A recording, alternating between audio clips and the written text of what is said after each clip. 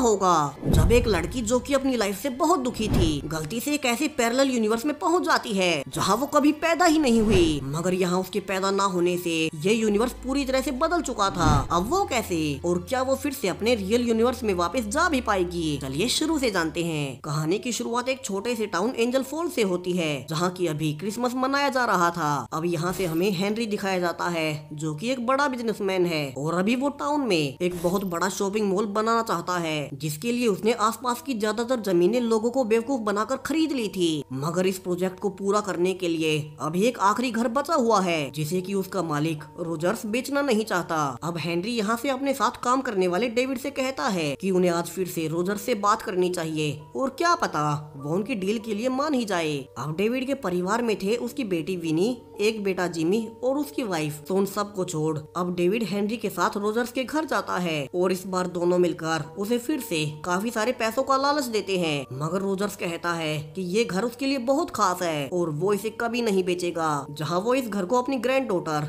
केरा को देना चाहता है। तो यहाँ से रोजर्स के मना करने के बाद दोनों ही वहाँ से चले जाते हैं और कुछ देर बाद जब घर पर कोई नहीं था रोजर्स को दरवाजे पर किसी की आवाज सुनाई देती है और जब वो दरवाजा खोलता है तो पाता है कि वहाँ एक स्नोमैन है जिसके अंदर से एक मास्क वाले आदमी ने उस पर अटैक कर दिया था और अब वो किलर रोजर्स को वहीं मार डालता है। वहीं उसकी ग्रैंड डॉटर कारा तो डेविड की बेटी विनी के साथ एक पार्टी में ऑलरेडी जा चुकी थी जहाँ वो अपने बाकी के दोस्तों से मिलते हैं। वहीं पार्टी में उन्हें अपने कॉलेज की एक वियर्ड सी लड़की बार्नी भी दिखाई देती है जिसे कि कभी कोई बात नहीं करता। अब यहाँ से सब लोग पार्टी में एंजॉय करने लगते हैं मगर उन्हें पता नहीं था कि आज की रात सब कुछ बदल जाने वाला है। और जब कारा अपने बॉयफ्रेंड के साथ बाहर थी कि वो पाती है कि उसके बॉयफ्रेंड के मुंह से खून आ रहा है क्योंकि उसके पीछे से उसी मास्क वाले किलर ने उसके सिर में एक चाकू घुसा दिया था। यहाँ से कारा डर कर भागने लगती है मगर वही मास्कमैन अब उसे भी पकड़ लेता है और उसे जान से मारने की कोशिश करने लगता है। अब शुरू में कारा किसी तरह से घायल होते हुए उससे बचकर भागने की कोशिश भी करती है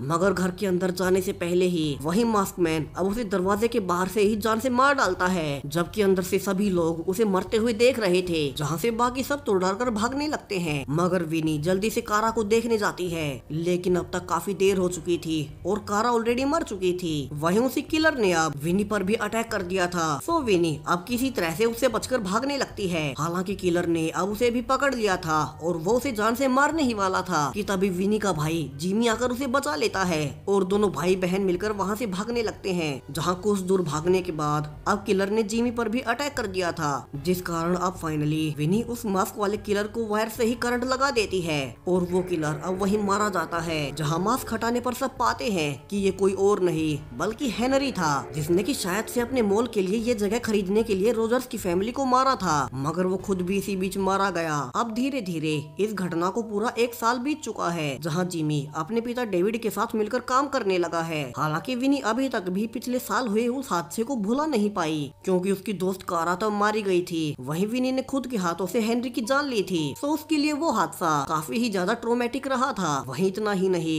उस इंसिडेंट के बाद से उसका पढ़ाई से भी ध्यान हट गया और अब तो उसे उसकी फेवरेट यूनिवर्सिटी में एडमिशन भी नहीं मिलेगा। जहाँ आज घूमते हुए उसे हेनरी का भाई बक भी मिलता है जो कि कहता है कि विनी को उस रात उसके भाई हेनरी को नहीं मारना चाहिए था। वहीं आज फिर से क्रिसमस था जहाँ विनी के परिवार समेत पूरा ही टाउन पिछले साल वाली घटना को भूल चुका है मगर विनी ऐसा नहीं कर पा रही। जहाँ क्रिसमस प्रेजेंट में उसे एक ट्रैक सूट गिफ्ट में मिला था तो उनका परिवार एक नई कार भी ले आए थे मगर सबको खुश देख अब विनी सबके सामने चिल्लाने लगती है कि वे पिछले साल हुए हादसे को इतनी जल्दी कैसे भुला सकते हैं। मगर उसका पिता डेविड अब उसे समझाने लगता है कि विनी को भी वो सब भूल जाना चाहिए और लाइफ में आगे बढ़ जाना चाहिए। वहीं विनी के पास उसके बॉयफ्रेंड रोबी का एक पार्टी में चलने के लिए कई सारे मैसेजेस आते हैं तो विनी उदास होते हुए भी वहाँ चली ही जाती है जहाँ उसे वहीं वियर्ड लड़की बार्नी मिलती है जिससे मिलने के बाद वो अपने बॉयफ्रेंड रोबी को पार्टी में ढूंढने लगती है मगर वो पाती है कि रोबिन भी उसे एक और लड़की डार्ला के साथ चीट कर रहा है। वहीं इतना ही नहीं डार्ला उसे बता देती है कि वे तो पिछले 1 साल से एक साथ हैं जिसे कि जानने के बाद अब विनी का दिल पूरी तरह से टूट चुका था। जहाँ उसके दोस्त पिछले क्रिसमस पर ही मारे गए तो वहीं उसका बॉयफ्रेंड रोबी उसे पिछले 1 साल से चीट कर रहा है। यहाँ विनी अकेले में काफी दूर चली आती है और और पाती है कि आज आसमान में सरप्राइजिंगली ऑरोरा छाया हुआ है और विनी यहाँ से अब मन ही मन कहे जा रही थी कि काश वो कभी पैदा ही ना हुई होती। मगर अब अचानक से वो पाती है कि रियलिटी में कोई ग्लिच हो रहा है, जिससे कि अचानक से पूरे ही टाउन की लाइट चली गई है। अब कंफ्यूज विनी देखने भागती है कि अचानक से ये सब क्या हो गया और उसके आसपास की रियलिटी कैसे बदल गई। कि तभी उसके सामने एक आदमी आता है जिसे कि किसी ने चाकू से मारा था। यहाँ डरते हुए विनी जल्दी से पुलिस को इन्फॉर्म करती है और यहाँ वो पाती है कि अब पुलिस ऑफिसर बक ही है, वही हेनरी का भाई। मगर वो पुलिस ऑफिसर कब से बना? वहीं उससे भी अजीब बात, अब वो उसे पहचान ही नहीं पा रहा कि विनी है कौन। यहाँ से विनी पूछती है कि पिछला ऑफिसर कहाँ गया, जहाँ से बक अब उसे सब कुछ बताना शुरू करता है कि कैसे पिछले साल से यहाँ एक मास्क वाले किलर ने लोगों पर अटैक करना शुरू कर दिया, जिसमें पिछले ही साल पुराना ऑफिसर मारा गया। तो वही किलर अभी तक भी पकड़ा नहीं गया है और पिछले एक साल से सैकड़ों लोगों को मार चुका है, जिसके बाद से ये पूरा ही टाउन उसी के डर के साए में जीता है। अब ये सब सुनकर विनी समझ चुकी थी कि ये उसका रियल यूनिवर्स नहीं है, क्योंकि वहाँ तो उसने उस किलर हेनरी को मार दिया था। सो विनी अब बक को उस किलर की सच्चाई बताने लगती है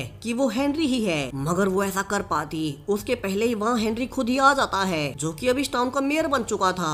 वहीं वो विनी को बाहर से आई हुई कोई टूरिस्ट समझकर उसे दिलासा देता है कि वो यहाँ सेफ रहेगी। अब हेनरी को देख विनी पूरी तरह से डर चुकी थी, तो वो जल्दी से भागकर अपने घर जाती है। मगर एक और सरप्राइज कि यहाँ उसका कोई भी फैमिली मेंबर उसे पहचान नहीं रहा था। यानी कि जब विनी ने सोचा था कि काश वो कभी पैदा ही ना हुई होती, तो वो गलती से एक ऐसे ही पैरेलल यूनिवर्स में आ चुकी है जहाँ वो कभी पैदा ही नहीं हुई, जिस कारण पिछले साल वो किलर हेनरी मारा नहीं गया और वहाँ से उसने लोगों को मारना जारी रखा। वही विनी के ना होने से एक और घटना बदल गई, जहाँ डेविड बताता है कि अब इस यूनिवर्स में विनी का भाई जिमी भी पिछले साल उसी पार्टी में मारा गया था, जिसके बारे में सुन विनी बुरी तरह से रोने लगती है कि उसके ना होने से पूरा ही टाउन कितना बदल गया, जिसमें उसके भाई जिमी समेत सैकड़ों लोग मारे जा चुके हैं। वहीं वो किलर हेनरी अभी भी खुला घूम रहा है। अब विनी बाहर भागती है, जहाँ वो पाती है कि अब इस टाउन में सब लोग डर कर रहते हैं। वहीं मेयर हेनरी के स्टैचूज हर ओर लगे हुए हैं, जहाँ हेनरी का शॉपिंग मॉल समेत सारे ही बड़े बिजनेस टाउन में उसी के हैं। यहाँ से विनी अब इस साल की क्रिसमस पार्टी में अपने दोस्तों को ढूंढने जाती है, मगर यहाँ वो पा रही थी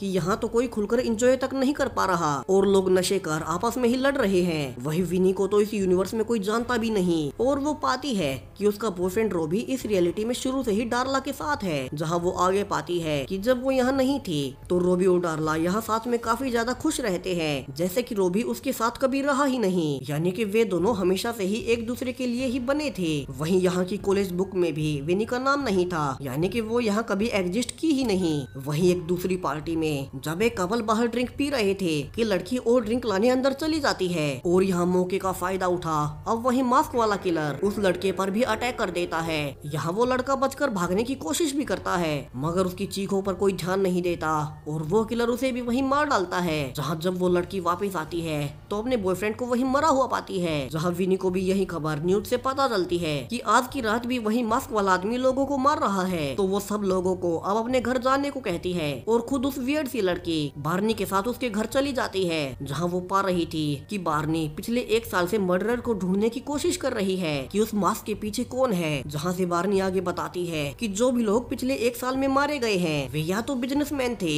या उनके बेटा या बेटी थे, जिससे कि उनके बिजनेस पूरी तरह से बंद पड़ गए और उसी के कारण यहाँ के मेयर हेनरी ने उनके बिजनेस को ही हथिया लिया और अब तो वो पूरे ही टाउन को कंट्रोल कर रहा है। अब यहाँ से विनी बार्नी को सारी सच्चाई बता देती है कि कैसे वो पैरेलल यूनिवर्स में आ गई है जहाँ वो कभी पैदा ही नहीं हुई और वो किलर कोई और नहीं बल्कि वो मेयर हेनरी ही है, जिसे कि उसने पिछले साल ही अपने यूनिवर्स में मार दिया था। अब ये सब सुनकर बार्नी को उस पर भरोसा नहीं होता और उसे लगता है कि वो किलर कहीं विनी तो नहीं, मगर तभी उन पर अब वही मास्क वाला किलर अटैक कर देता है, जो कि शायद से बार्नी को मारने आया था, क्योंकि वो पिछले एक साल से मर्डर्स की जांच कर रही थी। तो दोनों ही डर कर अब भागने लगती है, मगर वो किलर अब आगे दरवाजे पर था। तो विनी और बार्नी अब एक दूसरे की मदद कर वहाँ से भाग निकलती है। वहीं अब तक बार्नी को विनी की बातों पर भरोसा हो चला था और तभी उन्हें फिर से विनी के यूनिवर्स की तरह आसमान में ऑरोरा दिखाई देती है, जो कि यहाँ आने वाले 2 दिन तक रहने वाली थी। यानी कि रियलिटी 2 दिन बाद फिर से ग्लिच करेगी। अब दोनों छुपने के लिए पास के ही एक थिएटर में चले जाते हैं जहाँ बार्नी काम किया करती थी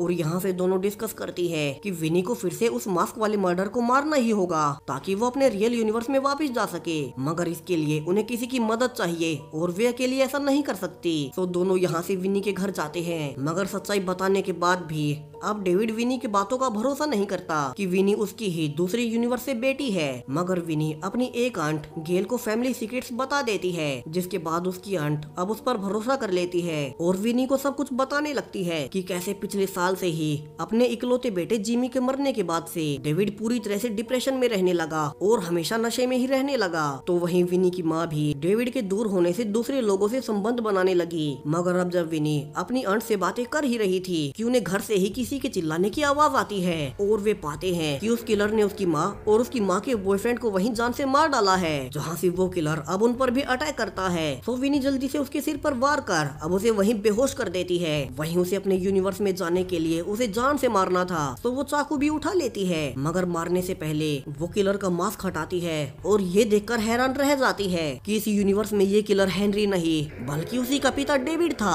वहीं डेविड अब होश में आ चुका था, तो दोनों ही अपनी आंट गेल के साथ अब वहाँ से भाग निकलती हैं, जहाँ से डिस्कस करने पर अब गेल की बातों से वे समझ जाती हैं कि शुरू में हेनरी ने डेविड के बेटे गैरी को मार दिया, जिससे कि डेविड बिल्कुल टूट गया और फिर हेनरी ने उसे ही मास्क पहनाकर अपने लिए लोगों को मरवाना शुरू कर दिया। मगर अब विनी को डेविड इस यूनिवर्स में जानता ही नहीं, तो वो उसे भी मारने के लिए यहाँ जरूर आएगा, क्योंकि विनी ने उसका चेहरा देख लिया था। तो उन्हें अब उसे बचने के लिए कुछ तो करना ही होगा। वहीं उनकी मदद के लिए अब रोबी और डार्ला भी आ चुके थे। मगर अब जब वे बातें कर ही रहे थे कि वहीं किलर अब आकर आंट गेल को वहीं मार डालता है। वहीं थिएटर्स की लाइट भी चली गई थी। यहाँ से विनी अब किलर को देखने के लिए कैमरास की फ्लैशेस मारने लगती है और वो पा रही थी कि किलर ने पहले डार्ला और बाद में रोबी को भी जान से मार दिया। वहीं बार्नी किसी तरह से पावर स्विच को ऑन करती है और सही वक्त पर लाइट आते ही जब वो किलर विनी को मारने ही वाला था कि विनी उसके पेट में तलवार घुसा अब उसे जान से मार डालती है, जहाँ बाकी सबको बचाने के लिए विनी को अपने पिता डेविड को ही मारना पड़ा। और यहाँ से दोनों बार्नी और विनी बाहर जाती है और विनी बार्नी को गुड बाय बोल कहती है कि अब से वो अपने यूनिवर्स में उसकी अच्छी दोस्त बनेगी। मगर काफी देर इंतजार करने के बाद भी कुछ नहीं होता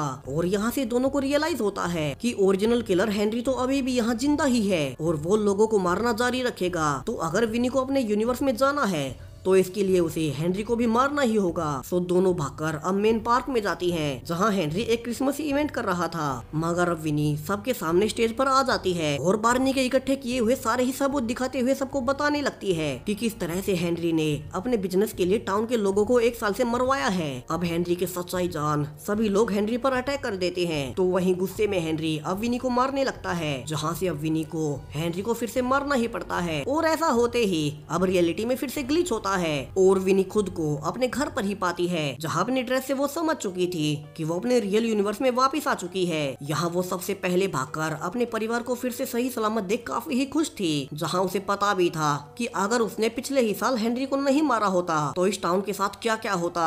अब वो जल्दी से भागकर अपने बॉयफ्रेंड रोबी के पास जाकर उसे कह देती है कि उसे डार्ला के साथ ही रहना चाहिए, क्योंकि वे दोनों एक दूसरे के लिए ही बने हैं। और आखिर में विनी बार्नी के घर जाती है, जिसका कि इस यूनिवर्स में कोई दोस्त नहीं था। और विनी उससे कहती है कि आज के बाद से वो उसकी बहुत अच्छी दोस्त बनेगी, क्योंकि बार्नी को भी नहीं पता है कि उसके दूसरे वर्जन ने विनी की कितनी मदद की थी। और इसी के साथ ये कहानी अब यहीं खत्म हो जाती है। तो वीडियो कैसा लगा, वहीं और भी ऐसी ही पैरेलल यूनिवर्स की वीडियोस के लिए चैनल को सब्सक्राइब करें। Thank you.